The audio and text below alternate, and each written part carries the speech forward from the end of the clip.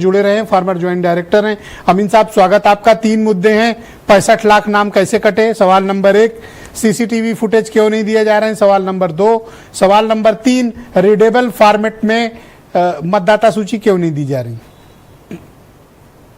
देखिए, जहां तक सवाल है, अभी आपको पता होगा कि सुप्रीम कोर्ट ऑफ इंडिया ने भी कहा है इलेक्शन कमीशन से कि आप जो जितने मतदाता सूची में से नाम हटाए गए हैं उनको आप पब्लिश करिए और उनको न्यूज़पेपर में दीजिए, नोटिस बोर्ड पे लगाइए और हर पार्टी को दीजिए और उसके रीजन के साथ दीजिए और साइट पे भी डालिए।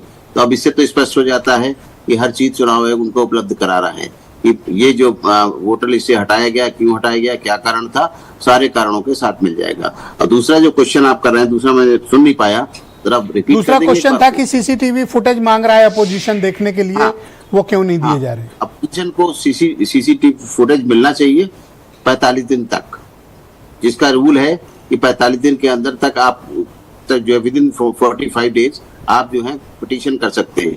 तो पिटीशन करने वालों को के वजह से उसको रखा जाता है, अदरवाइज उसको डिलीट कर दिया जाता है। इसे संभव नहीं है 45 दिन के बाद आप मांगे, अब 1000 साल के बाद मांगेंगे तो मुश्किल है, कोई भी चीज मिलती नहीं है। अगर वैसे भी सरकार में जाएंगे तो ज्यादातर चीजें आर्कियोलॉजी डिपार्टमेंट में चली जाती है, किसी भी डिपार्टमेंट की हो। फिर आर्कियोलॉजी में बहुत दिनों के बाद आप तरीके से ढूंढे तो मिलती हैं, अदरवाइज बड़ा मुश्किल होता है उनका निकालना।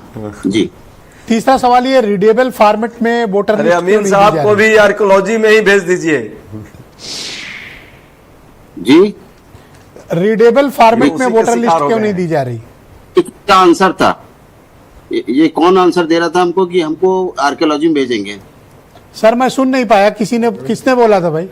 जिस तरह आर्कियोलॉजी का एग्रीमेंट, अच्छा कांग्रेस वालों ने बोला था। मैं अजय उपाध्याय बोल रहा हूँ, कांग्रेस का प्रवक्ता। जिस तरह का आप आर्गुमेंट दे रहे हैं, सीआई के पूर्व अधिकारी होकर के यहाँ भाजपा का प्रवक्ता बने हुए हैं, तो ये आप आर्कियोलॉजी के लायक आप भी हो गए हैं जब कह रहे हैं कि लोगों का फुटेज आर्कियोलॉजी में जा सकता है। तो आपको क्यों नहीं भेज देना चाहिए, आप भी भूतपूर्व हो गए हैं। अब तब भूतपूर्व होकर के यहाँ जो आप वर्तमान को गलत को भी आप डिफेंड करने आ जा रहे हैं भाजपा के इशारे पर। आप अमीन साहब की बात सुन लो, आप सुन तो लो बात को। आप सब बीच में एक मिनट शांत हो जाओ।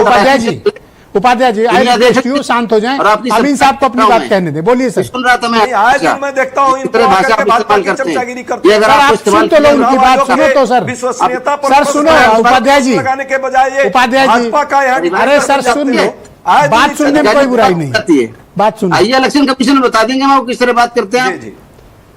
जी, यहाँ तक आप तीसरा पूछ रहे थे कि रीडेबल फॉर्म में क्यों नहीं दिया, धमकी दे रहे हैं। देखिए, सवाल इस बात है कि हमारी जो साइट है, आपको धमकी से डरने वाले हैं हम क्या। अरे आए तो थे आप 300 लेके, घुस पाया उसके अंदर, इलेक्शन कमीशन के अंदर में। धमकी दे रहे हैं सर, हम अब चैनल पर आइए बता देते हैं कि धमकी नहीं दे रहा हूँ, बता रहा हूँ। अरे भाई लॉजिकल बात कीजिए ना, यहाँ मैं कह रहा हूँ किसी से बदतमीजी से बात कीजिए। आपको इसलिए बैठाया गया है कि आप संयुक्त निदेशक रहे हैं घर का, लेकिन भाजपा के पिछलग्गू और चमचागिरी के लिए नहीं बैठाया गया है। चुनाव आयोग पर सही उपाध्याय जी, चुनाव आयोग पर आप भी यही आप बदसलूकी न करें सर, बदसलूकी न करें उपाध्याय जी, काम करते थे आप, बदसलूकी न करें, वो मेरे मेहमान है, आप हमको बोलने दें। पर आप ही जैसे लोगों ने, अमीन साहब मेहमान है हमारे, बोलने के बाद भी आप बदतमीजी न करें, रुक जाए आप रुक जाए सर। अमीन साहब बोले आप। नहीं मैं बदतमीजी नहीं कर रहा हूँ सर, शांत हो धमकी दी है मुझे, आप पढ़े लिखे हैं। उपाध्याय जी सुन लो सर, ये क्या करेंगे देश की जनता के साथ और अधिकारियों के साथ, क्या करेंगे, इसलिए तो आप पावर में नहीं आ पाएंगे। गंजे के अगर नाखून होते तो सर खुजल लेता वो। सर आप भी थोड़ा ठीक से बोलो सर, ऐसी भाषा आप भी मत बोलो सर। अरे अगर गंजे के नाखून होता पावर में तो आप एंजॉय किए ना, चमचागिरी आज कर रहे हैं कि और कुछ मिल जाए आपको, अब नहीं मिलेगा कुछ। गलतफहमी में मत रहिए, आप लोगों को नहीं देगी भाजपा कुछ, फिर आइएगा हमारे पास और कुछ दिन बाद में देखिएगा फिर इधर से करने लगिएगा बैटिंग। ये आप जैसे लोगों ने ही देश के, आप धमकी मत दो उपाध्याय जी, कैसी भाषा बोल रहे हो, खत्म किया। अरे वो सीनियर रिटायर्ड ऑफिशियल है, आप धमका रहे हो उनको, हमको क्या उनसे बेचारों से क्या मतलब है। नहीं, इसीलिए तो मैं कह रहा हूँ कि वो तो बेचारे रिटायर हो चुके, आप कैसे उनको धमका रहे हो। देश के संवैधानिक संस्थाओं का नाश किया है और इन्हीं लोगों के कारण भाजपा की चोरी की जो है ये यहाँ पे खेल हो रहा है। धन्यवाद सर, बहुत शुक्रिया, थैंक यू आप दोनों का, धन्यवाद सर। सर रुक जाओ, आप दोनों लोग रुक जाओ सर, इस आर्गूमेंट को कहीं एक लेवल पर रोकना पड़ेगा सर। अपने समय में क्यों नहीं एक भी इस दुबे जी, आज तो कांग्रेस गजब भी खेल रही है, सबको धमकी, सब